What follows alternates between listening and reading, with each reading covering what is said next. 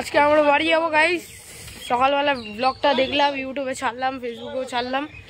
এখন বিকাল হচ্ছে, বাড়ি যাবো। কালকে রাত্রেবেলা আসছিলাম, এই যে আমি আর বুনু আর মা বাড়ি যাবো, মাসিকে নিয়ে যাব। তখন দেখতে পাবো মাসিকে। চলো মাসিকে রাখতে যাই, রাস্তার ব্লগটা দেখতে পারবো। বাড়িতে বুঝাবো, ব্লগটা এন্ড করবো।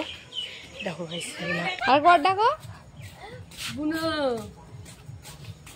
বুনুকে ডাকো বাড়িতে। তো মাকে বললো, মা যদি রাজি হয়, জামান বলবে কি জামান গুছাতে বলো। মা বললো ঠিক আছে।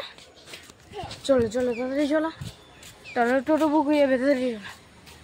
তো গাইস রাজি হলো না, কিন্তু একবার হলেও তো এই সেদিনকে গেছিলো, একবার হলেও তো যাবে। তখন তোমরা দেখতে পারো।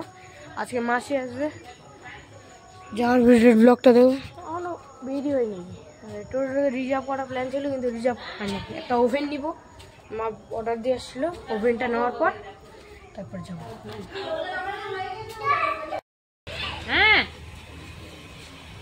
আমি এখন বাড়ি যাব। বাড়ি গেলে কাজ করতে হবে। কালকে থেকে আসছিলাম, ভালোই আরামেই ছিলাম, কিন্তু আমার আজকে ঘুমাইতে পারি নাই। 11টার সময় আমাকে বাইরে যেতে হয়েছিল। টোটোতে ওঠার পর সব এডিটিং এর সময় ভয়েস রিকভারি করবো। কিছু বলা হবে না, লজ্জা তো পাই, তুমিও পাও আমিও পাই। চলো ভয়েস রিকভারি করবো। চলো যাত্রা শুরু হলো, টোটো পাইলেও আছে।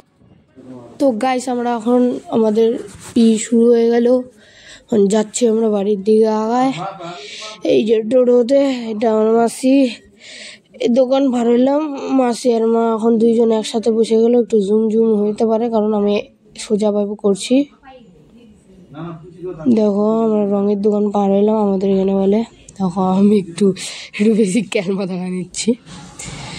আর গাইস আমাদের এখানে একটা ওভেন নিবে বলছিলাম, যেটা ওভেনটা তৈরি হইতে একটু সময় লাগছিল। তৈরি হোক একটু, ওনারা তৈরি করে দিচ্ছে।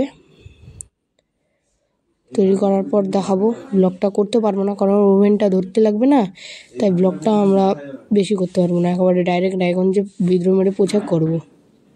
তো গাইস আমরা বিদ্রোহ মোড়ে পৌঁছে গেছি, আমার বাবার টোটোতে উঠে গেলাম। তো গাইস টাটা। গাড়িতে এসে আমি টায়ার্ড হয়ে গেছিলাম, তাই ঘুমিয়ে গেলাম। ভিডিওটা এন্ড করতে ভুলে গেছি। ঠিক আছে গাইস, আজকের জন্য ব্যাস এটুকুই। দেখা হচ্ছে আবার নেক্সট ভিডিওতে।